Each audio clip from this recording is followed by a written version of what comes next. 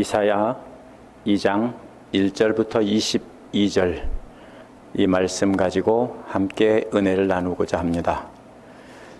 지난주 말씀에서는 젖먹이는 엄마와 창녀를 비교하면서 겉모습만 거룩한 것 같은 창녀 같은 지도자들을 도자기처럼 박살내고 풀어진 삼줄처럼 그렇게 완전히 모아서 태워버릴 것이라고 했습니다. 이는 연단을 통해 순수한 은과 같은 거룩한 지도자들만 남기고 나머지는 완전히 멸망하게 하시겠다는 뜻이었습니다. 이제 오늘 말씀은 하나님께서 완전히 멸하시고 순수한 은과 같은 거룩한 자들만 남기셔서 새롭게 하신 그 새 예루살렘의 모습으로 시작합니다. 그러나 이는 혈통의 이스라엘이 아니고 지리적 예루살렘이 아닙니다. 그렇기 때문에 이사야는 한탄을 하며 이제라도 회개하고 돌아오기를 촉구하고 있는 것입니다. 거만한 자와 높은 자는 낮아지고 처박히고 오직 여호와만이 높아진다고 말하고 있습니다. 이 말씀을 통해서 우리는 어떻게 하면 그런 부끄러움 당하지 않고 빛 가운데 걸어가서 거룩한 새 예루살렘의 구성원이 될지 알아보도록 하겠습니다. 첫 번째로 1절부터 5절에 보면 그 빛 가운데로 걸어가자는 말씀이 나옵니다. 2장 1절은 이사야가 유다와 예루살렘을 두고 계시로 받은 말씀이다 라고 했습니다. 계시로 받은 말씀이란 말은 히브리어의 본뜻은 본 말씀이라는 뜻입니다. 어떻게 말씀을 눈으로 봅니까? 눈으로 본 말씀이라는 뜻입니다. 하나님께서 이사야에게 계시를 보여주셨다는 겁니다. 1장 1절에서도 이사야가 본 이상이라고 한 말이 나왔습니다. 역시 같은 말입니다. 열왕기와 역대기에서 선견자라는 말도 역시 이 말과 같은 말에서 온 말입니다. 하나님께서 계시를 보여주시면 그것을 선지자들이 백성들에게 전했던 것입니다. 따라서 이 내용들은 앞으로 망치로 때리고 용광로에 녹여서 불순물을 완전히 제거한 뒤에 회복된 이스라엘의 모습을 환상으로 보여준 것이고 그것을 말로 기록해서 전하고 있는 것입니다. 2절은 말이래, 즉 마지막 때라는 말로 시작합니다. 원어는 이 일들이 지나간 그 마지막 때 이런 뜻입니다. 앞에서 회개한 자들은 정결하게 하시고 회개하지 않는 자들은 영원히 멸망하게 하시는 그 일이 지나간 뒤에란 뜻입니다. 계시록 끝부분에 나오는 새 예루살렘의 모습과도 같은 것입니다. 그때 주님의 성전이 있는 시온산이 모든 산들 가운데서 으뜸 가는 산이 된다고 했습니다. 이게 무슨 뜻이냐면요, 산이란 고대 사람들에게는 신을 상징하는 것이었습니다. 그래서 수많은 이방신들이 산이 있는데 그보다 우뚝 솟아 가장 높은 산은 바로 시온산이고 그 시온산에 계신 여호와 하나님만이 참 신이라는 것입니다. 그래서 이방신을 섬기던 사람들까지 모두가 다 여호와 하나님만이 진짜 신이고 나머지는 가짜들이구나 하고 모두 물밀듯이 여호와 앞에 몰려온다라는 뜻입니다. 아까 불렀던 찬송도 바로 그런 뜻입니다. 3절은 시온산으로 몰려오는 이방 민족들이 서로 하는 말입니다. 오라 우리가 여호와의 산에 오르며 야곱의 하나님의 전에 이르자라고 권면하면서 몰려오고 있습니다. 이어서 그가 우리에게 길을 가르칠 것이니 우리가 그 길로 행할 것이라라고 했습니다. 하나님께서 이방 사람들에게 하나님 말씀을 통해서 어떤 길을 가야 하는지를 가르쳐 주신다는 겁니다. 그러면 그 말씀이 인도하는 길을 삶으로 실천하며 따라가자라는 뜻입니다. 또 율법이 시온에서 나온다고 했습니다. 율법은 창출 내민신, 구약 성경 맨 앞에 있는 5권의 모세오경을 뜻하는 말입니다. 새롭게 회복된 성전에서 하나님의 율법, 모세오경이 나온다는 뜻입니다. 또 여호와의 말씀이 예루살렘에서 나온다고 했습니다. 말씀은 율법보다 범위가 넓은 말입니다. 구약 성경 전체를 가리키는 말입니다. 모든 주님의 말씀들이 예루살렘에서 나온다는 말은 예루살렘 주민들에게서 나온다는 뜻입니다. 새 성전에서 율법을 받아 지킨 사람들이 이제 나가서 세계 만민에게 말씀을 전하니까 예루살렘에서 그 모든 말씀이 나온다라는 것입니다. 이 구절을 가지고 유대인들은 회복된 이스라엘이 전하는 말씀에 온 세계가 굴복하고 그 말씀에 복종하면 이스라엘은 그들을 다스리는 제사장 나라가 될 것이라고 생각합니다. 불순종하면 다 망할 것이라고 생각합니다. 물론 그 말이 맞습니다. 그런데 착각하는 게 있습니다. 모든 이스라엘이라는 공동체 전체가 그렇게 된다라고 생각하는 것입니다.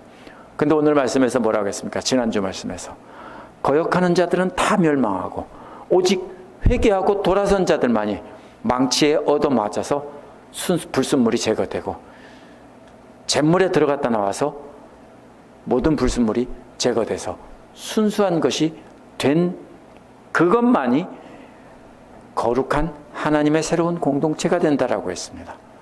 그렇다면 현재 혈통의 이스라엘이나 정치적인 이스라엘이란 나라나 지리적인 그 예루살렘이 성지가 절대로 아닙니다. 그곳이 바로 구원을 받는 곳이 절대로 아닙니다. 어떤 사람이 거기로 가야만 이제 예수님이 거리 오신다, 이런 정신 나간 소리입니다. 이 말씀은 예수 그리스도께서 오셔서 십자가에 달려 돌아가시고 부활하셔서 제자들에게 모든 족속으로 제자를 삼으라고 명령하심으로 실현이 됐습니다. 예수님의 제자들이 바로 새로운 성전의 시온에 거한 자들입니다. 예수님께서 뭐라고 했습니까? 마태복음 5장에서 7장에 나오는 산상수훈의 말씀을 전해주셨는데 모세오경에 있는 말씀을 참뜻을 다시 풀어서 가르친 겁니다. 왜? 사람들은 모세오경에 있는 말씀들을 어떻게 지킵니까? 그 말씀을 글자 그대로 지키면서 그 뜻은 지키지 않았습니다. 그래서 예수님이 뭐라고 했습니까? 살인하는 자만, 실제로 죽인 자만 살인하는 게 아니라 죽이려고 미워하는 자도 살인한 거다, 이렇게 말씀하시지 않습니까? 하나님의 본 마음을 지켜야 된다라고 예수님이 다시 풀어 가르치셨습니다.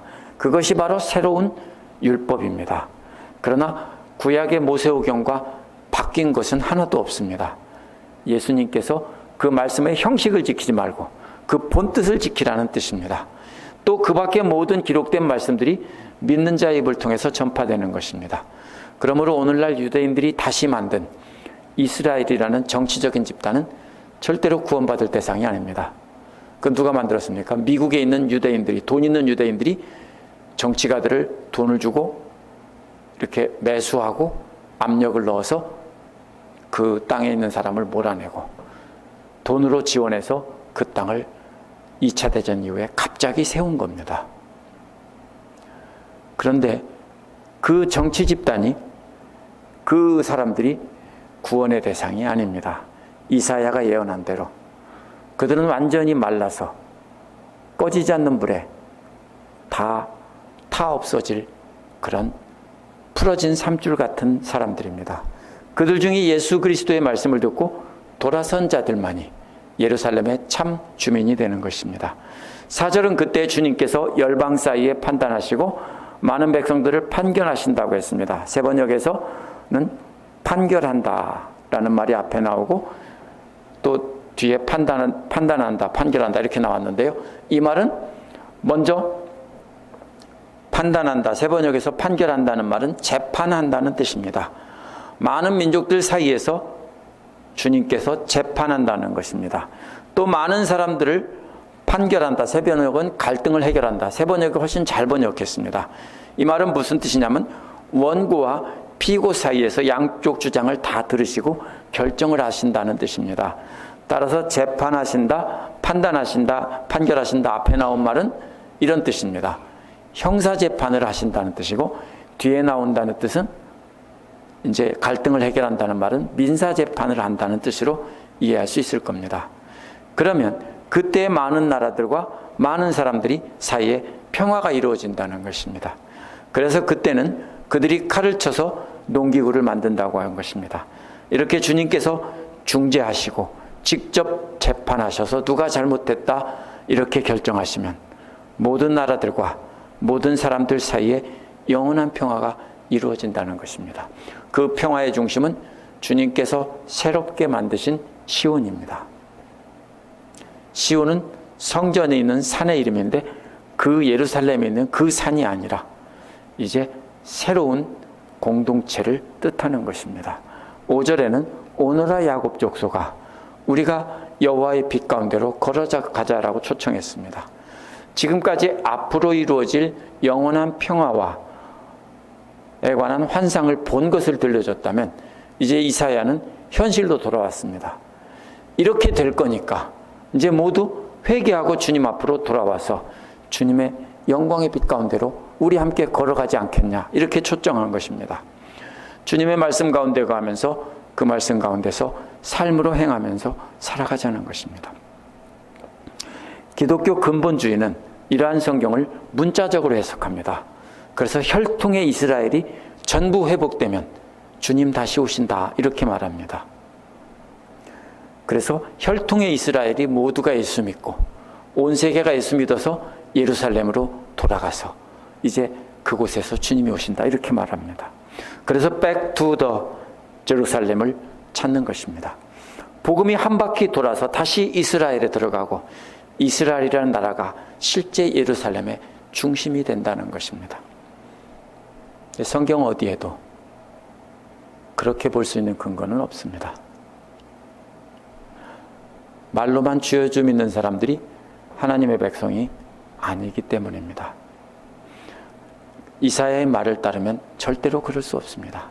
이사야가 말한 대로 여호와께로 돌아오는 자들만 망치와 불로 정결하게 하고 잿물로 정결하게 해서 새 예루살렘의 백성이 되게 하신다고 했기 때문입니다. 절대로 이스라엘이라는 공동체 전체가 하나님의 백성이 된다는 뜻이 아닙니다. 이미 새 예루살렘의 성전은 이미 새롭게 되었습니다. 예수님께서 이 성전을 헐라고 하시며 자신이 성전이 되겠다고 하셨기 때문입니다. 그 예수님을 믿던 극소수의 이스라엘 사람들이 복음을 전파해서 오늘날 온 세계에 복음이 퍼졌고 모든 이방 민족들이 새로운 성전인 예수님께로 나와 하나님의 백성이 되었습니다. 이는 율법이 시온에서 나오고 여호와의 말씀이 예루살렘 주민으로 나온다는 말이 이미 실현이 된 것입니다. 예루살렘 주민들은 예수님의 제자들입니다. 그들을 통해서 말씀이 퍼져나가서 모든 이방인들이 하나님의 전으로 나와서 하나님을 예배하고 경배하는 세상이 된 겁니다. 이러한 나라는 이미 이루어졌지만 아직 완성된 것은 아닙니다. 계속해서 주님 오시는 날까지 이루어질 것이고 주님 다시 오실 때 완성되는 것입니다. 6절에서 11절에 보면 큰 부끄러움을 당하지 말자는 내용이 나옵니다. 6절 뒷부분은 왜 주님께서 그들을 버리셨는지가 나옵니다. 그들에게 동방의 미신이 가득하고 블레셋 사람들처럼 점을 친다는 것입니다. 또 이방 사람들의 자손과 손을 잡고 언약을 맺는다는 것입니다. 이것은 손을 잡는 게 아니라 손을 둘이 하이파이브 하는 것처럼 손을 탁 친다는 뜻입니다. 손을 마주친다는 것은 계약이 성사되었다고 도장 찍는 것입니다. 이방 사람들과 동맹을 맺는다는 뜻인데요. 그들의 신도 역시 받아들이겠다라는 뜻입니다. 이것이 바로 이스라엘 백성들이 이사야 당시에 하고 있던 짓들입니다. 7절은 놀라운 축복의 말씀이 나옵니다. 그런데 축복이 아닙니다. 이사야는 예루살렘에 은과 금이 가득하고 보화가 셀 수 없이 많다고 했습니다. 왜 이것이 축복이 아닙니까? 축복 같잖아요. 축복이 아닙니다. 물론 솔로몬에게도 이런 것을 축복으로 주셨다라고 했습니다. 하지만 이런 금은 보화가 모두 이방 신들을 받아들이기로 동맹을 맺고 그 이방 사람들에게서 얻은 것이기 때문에 이것은 축복이 아닙니다. 솔로몬도 말년에 이방 사람들의 왕들의 딸들과 결혼해서 수많은 이방 사람들과 동맹을 맺고 그들로부터 많은 것을 받았습니다. 그러면서 동시에 뭐가 들어왔습니까? 솔로몬으로부터 모든 이방신들이 다 들어왔습니다. 바로 그런 뜻입니다. 그렇기 때문에 그것이 축복이 아니라는 겁니다. 군마가 가득하고 병거도 셀 수 없이 많다고 했습니다. 이것들도 역시 하나님의 축복이 아니라 이방 사람들과 동맹을 맺어서 이방 사람들이 주고 이방 군대들이 주둔해 온 것입니다. 성경은 물질 자체를 부정하지 않습니다. 그러나 그러한 물질적인 축복이 하나님께서 주신 것이 아니라 세상과 짝해서 세상으로부터 얻은 것이라면 그것은 축복이 아니라 저주라는 뜻입니다. 강력한 군대나 우리를 보호하는 힘도 하나님을 의지하지 않고 세상의 힘을 의지해서 얻은 것이라면 그것은 축복이 아니라 저주라는 뜻입니다. 6, 7절은 마치 이런 말과도 같습니다. 살렘은 본래 어느 술집에 잡혀 있으면서 노예처럼 일하고 주인이 시키는 대로 몸을 팔던 여자였습니다. 그런데 그러한 살렘을 불쌍히 여겨서 값을 주고 사서 구해주고 아내로 삼았습니다. 그런데 살렘은 먹고 살만하니까 예쁘게 차려입고 나가서 잘생기고 돈 많은 남자들을 만나기 시작했습니다. 수많은 남자들은 이 여자를 꼬이려고 명품백들과 보석들을 선물해 주기 시작했습니다. 이 여자의 방에는 그러한 보석들과 명품백들로 가득 채워졌습니다. 살렘은 길을 나서기만 하면 능력 있는 남자친구들이 경호원처럼 붙어서 보호해 주었습니다. 어디를 가나 여왕이 된 듯 경호해 주었습니다. 이런 식의 이야기입니다. 그런데 이러한 축복은 축복이 아니라 저주라는 것입니다. 그래서 8절은 그들의 땅에는 우상들로 꽉 차 있고 그들은 제 손으로 만든 것과 제 손가락으로 만든 것에 꿇어 엎드린다고 했습니다. 살렘에게는 수많은 남자가 있고 살렘은 이러한 보석과 명품백들에게 꿇어 엎드린다는 것입니다. 성경은 이러한 우상숭배를 간음에 비유합니다. 살렘은 수많은 남자들을 교대로 만나 날마다 잠자리하고 날마다 최고급 식당에서 음식을 먹고 술을 마신다는 것과 같은 상황입니다. 그러나 이러한 화려한 꽃뱀 생활 같은 생활은 정말로 헛된 것이고 완전히 망한다는 것입니다. 물론 이것은 비유입니다. 예루살렘을 여자로 비유해서 말하기 때문에 제가 이것을 재구성해서 만든 것입니다. 그냥 만든 게 아니고 구약 성경에서 하나님께서 이집트 땅에 노예살이 하던 이스라엘 백성들을 구해서 거룩한 하나님의 백성으로 만들었는데 우상숭배하고 있는 그 모습을 제가 그대로 재구성해서 만든 것입니다. 어떻습니까? 오늘날 믿는 사람들도 역시 그렇게 물질의 축복과 세상에서 성공을 추구하며 세상을 의지하며 그것이 하나님 주신 축복이라고 말한다면 우리도 지금 제가 말한 이러한 여자와 똑같은 상황인 것입니다. 이사야가 그래서 이러한 성공을 저주라고 말하고 있는 것입니다. 이러한 우상숭배가 하나님에 대한 배신이기 때문입니다. 하나님께서 극도로 혐오하시는 것이기 때문입니다. 이처럼 세상과 짝하여 얻은 부귀영화는 1장 31절에서 나온 대로 완전히 불태워서 흔적도 없이 사라져버릴 사물하기와 같은 것입니다. 9절은 일반 사람들은 이처럼 천박해졌고 또 귀족들은 비굴해졌다는 뜻입니다. 여기서는 사람들과 백성이라고 해놨는데 앞에 것은 일반 백성들이고 뒤에 것은 귀족들을 뜻합니다. 고귀한 일반 백성들은 천박해졌고요. 귀족들은 굽신거리며 비굴해졌습니다. 왜요? 이방 사람들과 짝해서 그들에게 물질을 얻고 그들의 힘을 얻어서 보호받고 있기 때문입니다. 그래서 하나님의 백성들이 천박해지고 비굴해졌다는 것입니다. 이사야는 그러니 그들을 용서하지 말아달라고 하나님께 부탁을 합니다. 세상 사람들은 이처럼 우상숭배하며 금은보화를 많이 가지고 부귀영화 누리는 것을 하나님의 축복이라고 자랑합니다. 세상 사람만이 아니라 믿는 사람들도 그렇게 자랑하는 사람들이 많이 있습니다. 이처럼 돈이 있고 세상에서 출세하면 왕이나 왕비가 된 듯 거들먹거립니다. 그러나 이사야는 이러한 자들을 향해 평민들은 천박하고 귀족들은 비굴하다라고 말을 한 것입니다. 사물하기처럼 완전히 불타 없어질 자들이라는 것입니다. 풀어진 사물하기입니다. 하나님께서 축복해 주셨으면 좋은 일입니다. 그러나 하나님보다 세상 물질과 명예와 권력을 더 사랑해서 의지하고 그 많은 것을 누리고 있다면 그것은 축복이 아니라 저주입니다. 그런 가짜 축복을 누리는 사람들이 교회에 나오면 그런 사람들을 의지하고 높여주고 그런 사람에게 뭐라도 얻을 거 하고서 굽신거린다면 그것이 바로 천박하고 비굴한 것입니다. 교회는 가난하더라도 진정으로 하나님을 전적으로 의지하고 하나님의 뜻에 순종하고 하나님만 사랑하는 사람들을 존경하고 그들을 의지하고 따르고 그런 사람에게서 배워야 하는 것입니다. 10절에서 세상 영광을 사랑하던 자들이 부끄러움 당하는 장면이 나옵니다. 사람들이 만든 영광이 아무것도 아니고 부끄러운 것이니 어서 굴 속으로 숨고 땅 속에 흙먼지 속에 파고 들어가 숨으라는 것입니다. 세상에서 자신들이 제일 높다라고 자랑하던 자들이 가장 낮고 더러운 굴 속과 땅 속으로 파고 들어가는 모습입니다. 세상 영광을 의지하는 것은 하나님 앞에서 정말 부끄러운 것이기 때문입니다. 11절은 두 가지 사람들이 낮아진다고 했습니다. 첫째는 눈이 높은 자들이 낮아진다는 것입니다. 거만한 눈초리가 풀이 죽는다라고 했죠. 이 사람들은 주님의 찬란한 영광이 드러나는 날에는 눈을 높이 지켜든 거만한 눈초리가 낮아진다는 것입니다. 이런 자들은 완전히 높아진 자들이 아니라 계속해서 높아지고 있는 자들입니다. 제일 거만할 때는요, 계속 승승장구 올라갈 때입니다. 최고 정상에 오르면 거만하지 않습니다.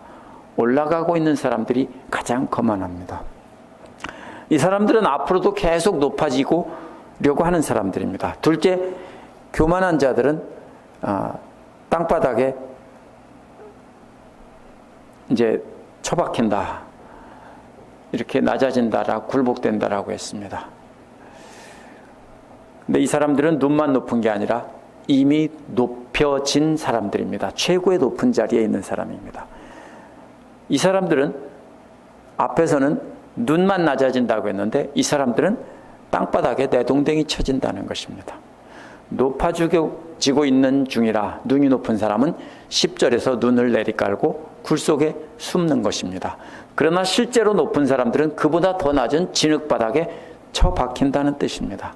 세상에서 힘과 명예와 권력을 자랑하는 사람들은 모두 아무것도 아닌 것이 되고 오직 하나님만이 홀로 높임을 받으신다는 것입니다. 12절에서 17절은 주님 홀로 높이 계시는 심판의 날에 대해서 말하고 있습니다. 12절은 왜냐하면이라는 말로 11절과 연결이 됩니다. 왜 사람의 거만한 눈초리가 낮아지고 높은 사람의 거드름이 겸손해질 것이고 오직 여호와만 높아진다는가 하면 그 이유를 밝힌 것입니다. 만군의 주님이라는 말은 모든 군대의 대장이시라는 것입니다. 그분이 한 날을 준비했다는 것입니다. 그날은 심판의 날입니다. 그날은 모든 군대의 주님께서 오셔서 교만한 자들을 잡아서 족치는 심판의 날이다라는 뜻입니다. 그래서 한 날을 정하셨다는 겁니다. 교만한 자라는 말은 나무가 점점 자라고 있는 모습입니다. 어떤 물체가 점점 높아지고 있는 모습입니다. 앞에서 높아지고 있기 때문에 눈이 높은 자들과 결국 같은 말입니다. 연결되는 말입니다. 또 거만한 자라는 말은 이미 높은 곳에 있는 물체를 가리키는 말입니다. 가장 높은 곳에 있는 별들이나 높은 곳에 있는 천사들을 가리킬 때 이 말을 썼습니다. 이는 앞에서 이미 가장 높은 곳에 있던 자들을 말합니다. 따라서 모든 군대의 대장이신 대장들의 주님이신 여호와께서 나를 잡아놓고 계신다는 것입니다. 그날은 점점 자신을 높이고 있는 교만한 자들이나 이미 제일 높은 자리에 있는 자들이나 잡아서 모두 족치고 땅바닥에 꿇게 하고 땅에다가 처박게 하신다는 것입니다. 13절은 그러한 높은 것들을 비유적으로 나타낸 것입니다. 높이 치솟은 레바논 산맥도 그 지역에서 가장 높은 곳입니다. 이스라엘 북쪽에 가면 레바논 산맥들이 있는데 아주 높고 숲이 우거진 곳입니다. 그런데 그 꼭대기에 더 높이 솟은 백향목들은 더 높은 것입니다. 13절에서 높다는 말이 두 번 썼는데요. 이것은 서로 다른 말입니다. 여기서는 높이 치솟은 했는데 개역에서는 높고 높은 그랬습니다. 하나는 먼저 나온 높다는 말은 점점 자라고 있는 백향목을 가리키는 말입니다. 이 말은요, 아직 다 자라지 않았는데 계속 높아지고 있는 백향목입니다. 또 그 다음에 높은, 세번역에서 치솟은이란 말로 번역된 말은 이미 아주 높여진 그런 최고 높은 백향목들을 가리키는 말입니다. 즉 점점 높아지고 있는 백향목과 이미 높아질 대로 높아진 백향목 같은 사람들을 잡으려고, 벌하려고 날을 잡으셨다는 겁니다. 또 바산의 상수리 나무들에 대해서도 준비하신 날이라고 했습니다. 바산은 레바논은 이스라엘의 북쪽 해안선에 있다면 바산은 요단강 건너 동북쪽에 있는 고원지대입니다. 아주 높은 지역에 있는 평지 같은 곳입니다. 아주 아름다운 곳인데요. 그 높은 곳에 커다란 상수리 나무도 역시 높은 것입니다. 그런데 이 상수리 나무는 그 아래서 우상 숭배를 했기 때문에 우상 숭배하는 자들을 뜻합니다. 이런 자들을 잡기 위해서 날을 잡으셨다는 것입니다. 14절도 역시 계속 높아지고 있는 산들과 이미 높아진 언덕들에 대해서 심판하려고 준비하신 날이라고 했습니다. 비유의 대상은 바뀌었지만 12절에 나온 잘하고 있다는 뜻과 교만하다는 말과 또 이미 높아진 거만하다는 말이 13절, 14절에서 계속 반복되고 있습니다. 15절에서는 이번에는 건축물로 비유됩니다. 높은 망대란 점점 높여지고 있는 탑이라는 뜻입니다. 또 모든 벽들은 아무도 접근할 수 없도록 쌓은 절벽 같은 곳에 높이 쌓은 성벽 같은 것을 말합니다. 성벽은 높일 수 없습니다. 이미 다 지었기 때문입니다. 그러나 성벽 위의 망대는 필요에 따라 높일 수 있는 것입니다. 그래서 완전히 높여진 성벽들과 그 위에 점점 더 높여지고 있는 망대들을 위해서 준비하신 날이라는 뜻입니다. 16절에서도 역시 사람이 만든 웅장한 건물들이 비교됩니다. 다시스의 배와 아름다운 조각물들을 위한 날이라고 했습니다. 다시스의 배는 먼 바다를 항해하도록 만든 대형 상선을 뜻합니다. 아주 큰 배들입니다. 높은 건물과 같이 옛날에는 그렇게 높은 건물이 없었으니까 배들이 아주 높고 큰 웅장한 것입니다. 그런데 아름다운 조각물이란 무슨 조각상을 뜻하는 것이 아니라 아름답게 만들어진 장식된 선박이나 어떤 화려한 호화유람선 같은 거 이런 것을 말합니다. 앞에서 말한 배는 커다란 상선이라면 뒤에 아름다운 조각물들은 왕이나 귀족들이 타도록 만든 아름답게 조각된 호화유람선 같은 것입니다. 그래서 70인역 구약성서에서는 이 말을 아름다운 배들이라고 했습니다. 이는 크기보다는 호화스러운 배입니다. 영어에서는 아름다운 조각물이라는 말을 모두 크래프트나 베셀이라고 번역했습니다. 이게 다 배 같은 것을 뜻하는 말입니다. 둘 다 역시 매우 높고 크고 아름다운 것들입니다. 자연에 있는 나무들이나 산과 언덕들이나 인간이 만든 건물들이나 또 인간이 만든 커다란 배들이나 이 모든 것은 다 인간들, 교만한 인간들을, 우상들을 뜻하는 것입니다. 이러한 것들이 아무리 높고 크다 해도 하나님 앞에서는 아무것도 아니라는 것입니다.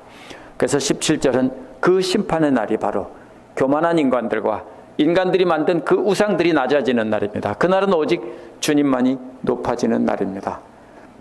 여호와의 심판의 날은 이사야 시대에는 예루살렘이 바빌론에게 패망하는 날이었습니다. 예루살렘 지도자들이 자신들을 높이고 우상 숭배했기 때문에 하나님께서 그들을 낮추시고 벌거벗겨진 채 끌려가게 하셨습니다. 자신들이 하나님의 자리에 서서 하나님의 행세를 했기 때문입니다. 그러나 이는 또한 마지막 심판날을 가리키는 말이기도 합니다. 마지막 심판날에는 모든 인간들과 세상의 모든 우상들과 모든 높은 것들이 다 땅바닥에 낮아질 것입니다. 심판주로 오시는 우리 주 예수님만이 높아지는 날입니다. 그날을 기억하며 우리는 그렇게 주님 앞에 겸손히 엎드리고 주님께서 보여주신 본을 따라가며 낮고 겸손히 섬기며 사랑하는 태도로 살아가야 한다는 것입니다. 18절에서 22절은 교만한 인간들이 처박히는 날에 대해서 설명하고 있습니다. 18절에서 우상들은 완전히 다 사라질 것이라고 했습니다.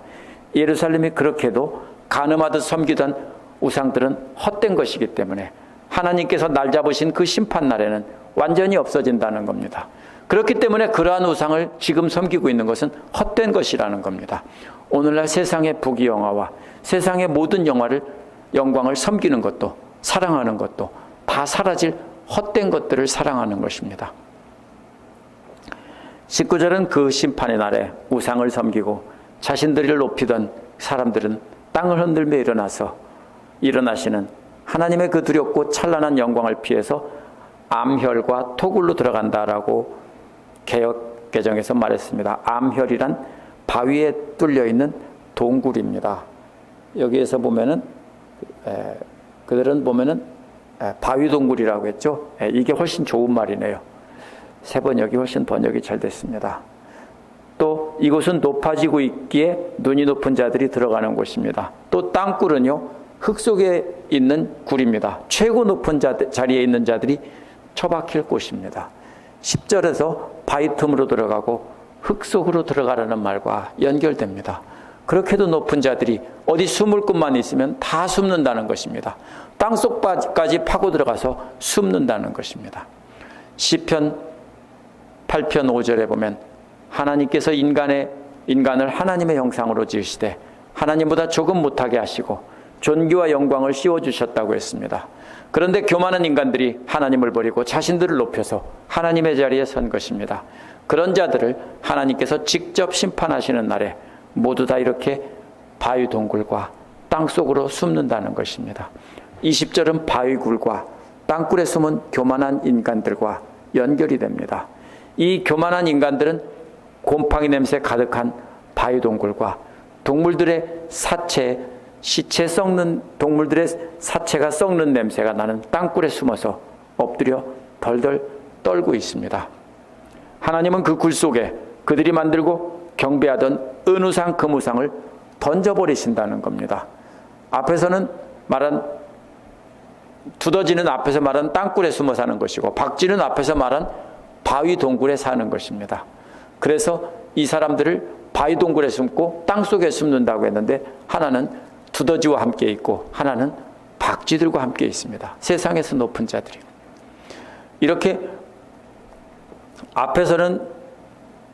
박쥐는 앞에서는 바위 동굴에 숨어 사는 것이고 또 두더지는 땅굴에서 나온 것인데 여기서 순서가 바뀌어져 있습니다. 왜 그러냐면 일부러 바꿔놓은 것입니다. 앞뒤에서 서로 바꾸어가면서 앞뒤에서 감싸도록 그렇게 만든 고대인들의 말하는 방식입니다. 그렇게도 교만했던 우상 숭배자들은 이제 박쥐와 두더지들의 친구가 된 것입니다. 그들이 섬기던 우상들도 모두 그 동굴과 땅속에 다 던져졌습니다. 거기서 실컷 섬기고 경배하라는 것입니다.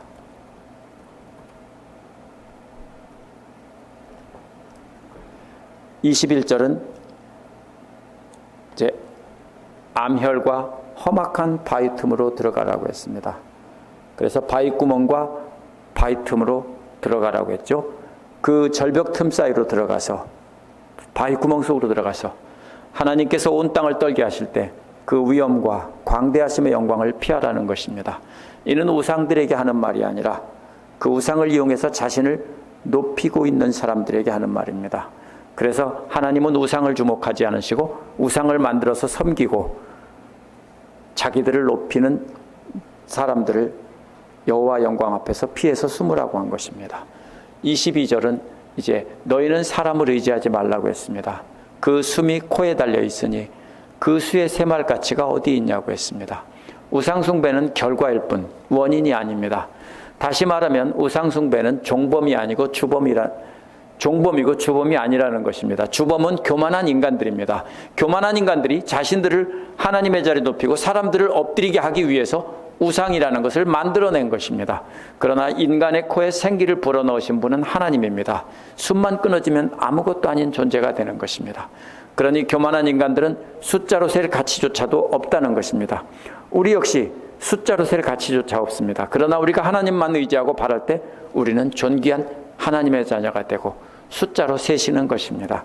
이사야가 본 환상은 이스라엘의 남은 자들을 통해서 회복될 새 예루살렘을 통해 온 세계가 하나님 앞에 나와 하나님을 경배하는 것에 대한 환상입니다. 예수 그리스도 오심으로 그 제자들을 통해 새 예루살렘이 세워졌고 제자들을 통해 전 세계 모든 사람들이 하나님의 백성이 되었습니다.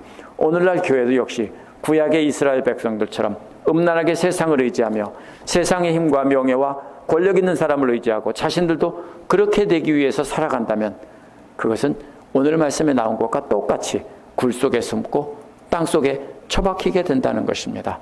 세상의 모든 높은 것은 또 높아지고 있는 것은 또 높은 것은 다 진흙에 처박히고 오직 하나님 한 분만이 홀로 높임을 받으실 것이기 때문입니다.